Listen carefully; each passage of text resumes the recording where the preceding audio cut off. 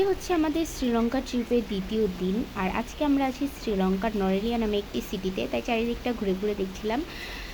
ঘুরে ঘুরে দেখার সাথে সাথে আমাদের খিদে পেয়ে গেছিলো। আর এমনিতে আমরা সকালে ব্রেকফাস্ট করিনি, তাই একবার আমরা লাঞ্চ করে তারপর আবার ঘুরতে বের হব। আর এই হচ্ছে তাদের মেনু কার্ড। এখানে একটা কথা বলে রাখা ভালো যে শ্রীলঙ্কাতে কিন্তু সব জিনিসপত্রই আপনার কাছে এক্সপেন্সিভ লাগবে যদি আপনি বাংলাদেশ থেকে আসেন। আর এখানে ছিল বিভিন্ন ধরনের আইটেম, তার মধ্যে ছিল চিকেন, মাছ, আর ছিল একটা শাক। ওনারা কোনোভাবে বলতে পারছিল না এটা কিসের শাক, হয়তো ওনারা আমাদের ভাষা বুঝতেছিল না তাই। আর এই পুরো থালিটার দাম নিয়েছে 750 টাকা। আপনি যদি শাকটা নাও নেন তাহলেও শুধু ডাল আর চিকেন দিয়ে এই থালিটার দাম হবে 750 টাকা। আর এই দেখুন 1 লিটার জলের এখানে কত দাম। আর এরপর খাওয়া দাওয়া শেষ করে আমরা বেরিয়ে পড়লাম ঘোরার জন্য। আর একটা কথা বলে রাখা ভালো, এই শ্রীলঙ্কাতে স্পেসিফিক জায়গা ছাড়াও পুরো শ্রীলঙ্কাই কিন্তু দেখার মতো একটি জায়গা। চারিদিকে নেচার এত সুন্দর যে আপনি আপনার মুঠোফোনের ক্যামেরা অফ করে কখনোই বসে থাকতে পারবেন না। আমরা ফার্স্টেই চলে এসেছিলাম ডামরো টি ফ্যাক্টরিতে, ওই যে দূরে দেখা যাচ্ছে ডামরো টি লেখা। আর এখানে আসলেই প্রথমেই আপনাকে একটা ওয়েলকাম টি দেবে, যেটা কিন্তু একদম ফ্রি। এর বাইরেও আপনি চাইলে অন্যান্য যে কোনো টি অর্ডার করতে পারেন। আর এই টিটা থাকছে একদমই ফ্রি। বাট এটার টেস্ট না একদমই মানে চা চিনি ছাড়া যেমন লাগে সেরকমই, কিন্তু এর থেকেও আরেকটু কষ খেতে। আর মোটামুটি ভালোই ছিল।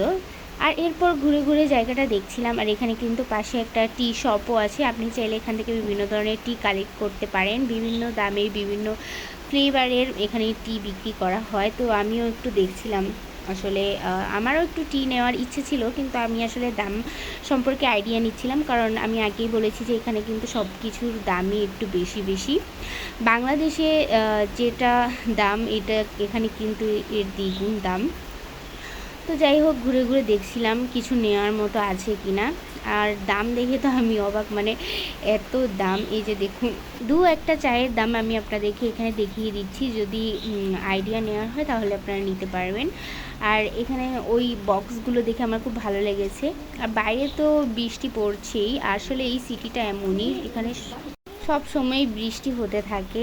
আর আমাদের ঘুরতেও হয়েছে কিন্তু পুরো বৃষ্টির মধ্যেই, মানে বৃষ্টির কোনো থামার অন্ত নেই। তো যারা আসবেন অবশ্যই আপনারা রেনকোট সাথে করে নিয়ে আসবেন। তো আমরা এখন আছি ডামরো টি ফ্যাক্টরির সামনে, বাট এখানে এত পরিমাণ ঝড় বৃষ্টি হচ্ছে আমরা যেতেও পাচ্ছি না। আর গাড়িতে একটু প্রবলেম দেখা দিয়েছে, বাট জায়গাটা অসম্ভব সুন্দর।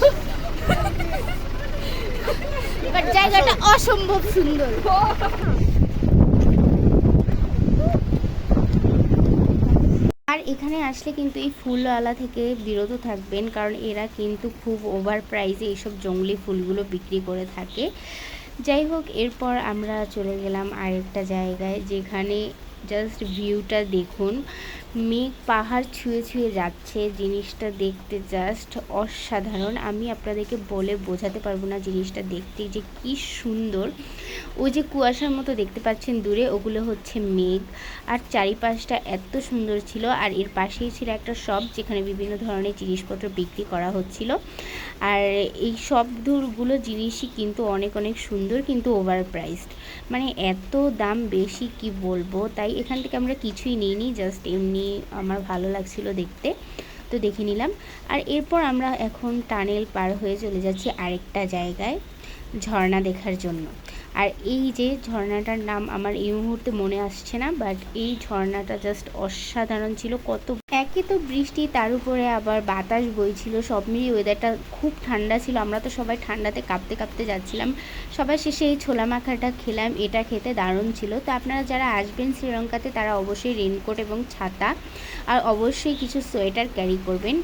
আর অবশ্যই পায়ে দেওয়ার জন্য শু জুতা ক্যারি করবেন না। এই ছিল আমার দ্বিতীয় দিনের ছোট্ট একটি ব্লগ, আশা করি আপনাদের ভালো লেগেছে। এরপরে আরও অনেক ব্লগ আসছে, অবশ্যই দেখার আমন্ত্রণ রইল। ততক্ষণ পর্যন্ত